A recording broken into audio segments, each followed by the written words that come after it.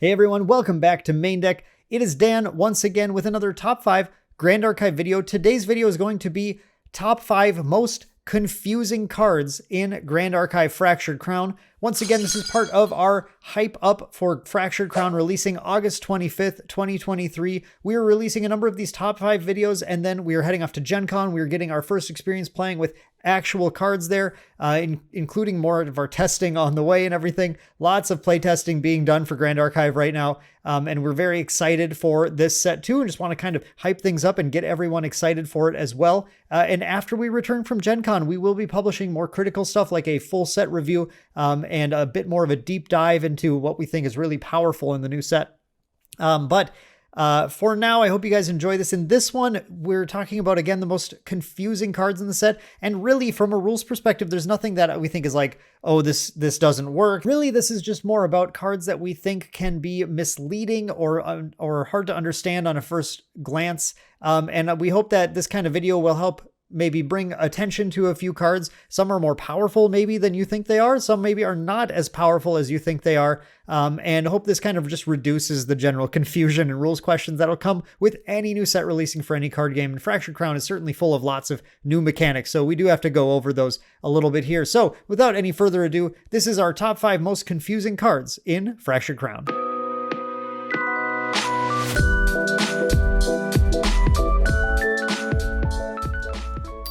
All right, for number 5, I love to cheat around here, so I'm once again including 2 different cards for our number 5 slot. But these ones, you'll forgive me. I think these ones have to be in there at the same level. They are Incarnate, Majesty, and the Majestic Spirit. Again, the cards that we had as exclusive previews here on Main Deck, and I already talked at length about these things. But the reason these are our top 5 most confusing card is because I think there's going to be a lot of people out there that don't notice that the Majestic Spirit has a blue memory cost and goes in your material deck right away, and they may try and slam this into their main deck, and I don't think you should do that.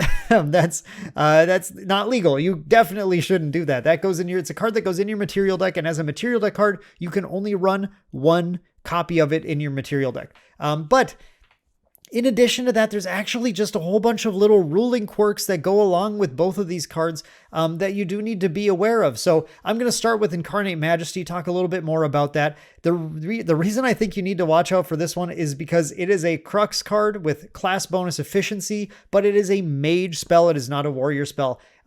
It also has a warrior-like ability, an ability you think would be on a warrior card. This card costs 1 less to activate for each regalia weapon card in your banishment. I think you can run this in Warrior or Mage. Obviously, Merlin can do both, and it's best in Merlin because she's going to get access to the efficiency while also having easy access to playing a lot of Regalia weapons that are better. But I think some people might try and put this into Lorraine decks that have Lorraine level 3, that are never a mage at any point, and either try and use the efficiency. And I think when they do that, they're going to be disappointed to find out they don't both get the efficiency and the cost reduction for each regalia weapon in your banishment. So I want people to be aware of that is what is going on with that. As far as the Majestic Spirit is concerned, I think some of the big ruling issues that people are going to see is that just not necessarily understanding what happens when this changes zones in different ways. The important thing to remember is that when a regalia is destroyed, it becomes banished. Now, the nice thing is Incarnate Majesty can return it from banishment, but I think a lot of people will let the Majestic Spirit die and just like pop it into the graveyard accidentally, which is not correct. It goes to banishment. And they don't know that when it gets bounced, it gets like returned to your hand or something, then it actually returns to the material deck. That's a rule that's in the comp rules. So there's actually just a little bit of subtext to this card that's not printed on there that just comes from it being a regalia. But it's these things that just didn't come up much in set 1. But starting in set 2, these are going to become things that people are going to have to start to understand. So I just felt like this was a good way to kick things off with things you may have known. And if you watched our video, you probably did know them already. But if you didn't, now you can correctly play these 2 cards. Incarnate Majesty goes in your main deck. Majestic Spirit goes as a 1-of in your material deck, as being kind of the most important thing to get straight from the very start. So I just felt these were 2 very good cards to start this list off with. because they both have a number of little ruling quirks that are easy for people to get wrong, and they're going to be cards that people are going to be seeking to play quite a bit right away, especially with the excitement around Merlin level 3 and these being kind of just perfect for a finisher for that Merlin level 3 deck. So that is number 5, Incarnate Majesty and the Majestic Spirit. All right, number 4 are a number of different cards. I'm just super cheating in this one. Sorry about that. But really, we're talking about fractals as number 4. Fractals are a new subtype of card that are all a subtype of a new type of card called Fantasia. So really, we're showing off all sorts of rules that you might have no idea about when you're jumping into this set, and you definitely need to know what's going on. So a Fantasia, first of all, is it's something that goes in play and it does something. That's really all you need to know about it. It sits in play. It's not an ally, but it does sit in play and it does things, and it can be interacted with things that interact with Fantasias in particular. Fractals are a subset of Fantasias, which are all cards that they have the reservable keyword. Reservable is a new keyword that says, while paying for a reserve cost, you may rest this object to pay for one of that cost. All of the fractals have some additional ability. For example, Fractal of Insight here says you may rest Fractal of Insight if you do Glimpse 2 when it enters, and then it has reservable. Now, immediately when these were revealed, there was confusion amongst the community as people were labeling them powerful mana rocks. If you're familiar with games like Magic the Gathering, it's a term that basically means you input a couple of your resource on one turn, and then you put out a new thing that effectively gives you an additional resource. That's not how Grand Archive works. It's the short of it. These fractals, the way you need to think about these is that if you didn't play this at all, if you never paid this 2 cost to play Fractal of Insight and put it into play, it is still reservable. While it's in your hand, every card in your hand is reservable, right? So you use it to pay a cost, you put it down. In this case, what the fractals are allowing you to do is pay a cost to get a small bonus effect, but then you still have access to that card to pay for costs afterwards. The major gain is going to be when you're looking at the new influence mechanic. This is a mechanic we're certainly going to be talking about more in some of these top 5 videos, but the influence mechanic is one that compares your amount of cards in hand and cards in memory with your opponent's amount of cards in hand and cards in memory. And by putting a fractal down, you are going to reduce your influence compared to your opponent while still maintaining the amount of available resources. And that is where I think you're going to see this played with cards like Gentle Respite, which are going to allow you to get advantage from going down in influence, as well as there being cards like Refracting Missile that will benefit you for having a bunch of fractals in play. So there are certainly some good reasons to play these fractals. I think Water in particular obviously is one that is going to enjoy playing more fractal focused builds and kind of manipulating that influence. And I think there's some interesting stuff in play for Assassin on Water, which is already a pretty good deck, a playable deck that has some interesting new routes that it can take with the access to these fractals. But they are not this immediate like, wow, we got to jam this in every deck because it's just going to increase your resources. They are resource neutral unless their additional small ability gives you some sort of advantage instead. And they do take up your turn to play as well. So there are definitely cost these things. I don't think they are certainly not broken cards, but they are ones to look at and consider. And I just wanted people to be aware because I felt like there was a lot of confusion about how fractals work. So keep that in mind, but definitely be looking at these fractals because I think a number of them are quite good. I think there's some play in these things for sure. All right, I apologize, but I am cheating once again. Number 3 on our list is 3 more cards. This is the Innervate cycle. So Innervate Agility, Innervate Fury, and Innervate Knowledge are the 3 cards in the Innervate cycle, and they all have a mechanic that is sure to get people confused and not be fully understood from the very start, the very first read of the card. The Innervate cycle all have an additional cost to them, which is to de-level your champion and recover 5. De-leveling your champion means returning the top card of its lineage to your material deck, and then of course you get to recover 5 as well after you go down. The D-level I think is more just confusing from a perspective of like understanding the interactions and implications of doing that. I think people are going to think about cool combos with this, and some of them will work and some of them will not. For example, if you play an Innervate card when you are Lorraine level 3 and you go down to Lorraine level 2, you are not going to get the on enter from Lorraine's level 2 because it is not entering play. It was already in play. It's just becoming your current champion level. But if you do that and then re-level to Lorraine level 3 and you're playing Spirit Ruler, for example, you will get her on-enter effect again. So it's important just to keep in mind, you want to think through the stack of your champion. When is the most opportune time to activate these cards? And when can you gain extra advantage from it? There are certainly some interesting combos that you're going to start seeing with people already using cards like Dungeon Guide and Beseech the Winds to get some easy or cheaper levels, and then stacking these innervates and this de-leveling on top, getting some extra recovery, and then finding ways to sort of accrue advantage with particular level 2s or level 1s. I think that's going to be a very, very fascinating new combo space to start to explore. But otherwise, I think often this is just going to be the cost of getting a fairly powerful effect. For example, Innervate Agility is going to protect your whole board from either attacks or spells, and usually that's enough to choose one or the other, in addition to giving you a Recover 5. So it can certainly give you some momentum, especially if the game has gone late and you have ended up piling a few more floating memory cards in your graveyard where it's just not a big deal to level back up to 3 on the next turn.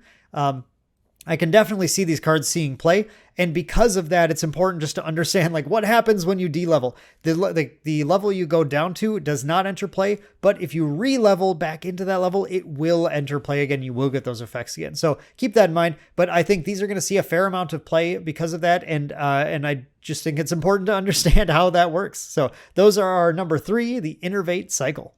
All right, number 2, I'm happy to say is no longer cheating. It is a single card, and it is Lurking Assailant. Lurking Assailant is a 3-cost ally assassin human, has no class bonuses, and it is a 2/3, which is for 3 cost a very solid stat line. It has stealth as long as it's awake, which is nice, and it has level 1+. Lurking Assailant may retaliate against attackers while not defending. And I think a lot of people will read that and just not even completely understand what that means. If Lurking Assailant is awake on board and anything attacks you, in any way, can attack your champion or can attack your ally. It doesn't matter, unlike Intercept. In this case, during the retaliate step of the combat phase, even if you're also going to retaliate with something else, whatever's actually being attacked, your Lurking Assailant may safely retaliate from the shadows, dealing its 2 damage to the attacker without being able to receive any damage at all. Basically, this guy looks like a ninja. He is a ninja. He's going to get out there. He's going to deal damage to stuff without being susceptible to being attacked himself until he becomes rested and loses his stealth. Then he can freely be attacked, of course, and can't retaliate to it. But it's going to be a little bit trickier. We're going to see some more retaliation happening when we see set 2, and we think the game's going to slow down a little bit. And I think this Lurking Assailant is going to be an interesting card. It's already got a good stat line. A 2/3 with stealth sometimes for 3 is already great. But then you have this option of keeping it out there. And then if anything gets attacked at all, it is in danger of taking at least 2 damage, which means it's going to slow down anything that has 2 health from wanting to attack you at all. This is certainly I think it's a very solid card, and especially at common, but I think it's one where there will be some confusion, and I think people are going to, even if they understand how it works, they're going to walk into bad attacks because they're not going to be used to this thing being able to just retaliate out of nowhere. So that's number 2, Lurking Assailant. All right, and finally, number 1, most confusing card in Fractured Crown. Did you guess what it is? You might not have. It is Intrepid Spearman, a 4-cost ally warrior human with 2 power and 2 life. This has level 1+. The first time attack damage would be dealt to Intrepid Spearman each turn, reveal a card at random from your memory. If that card is wind element, prevent 3 of that damage. So what's confusing about that? Well, if you didn't already figure this out, and actually on my first read, I did not understand this correctly. The first time attack damage would be dealt to Intrepid Spearman is actually something that can trigger multiple times in a turn.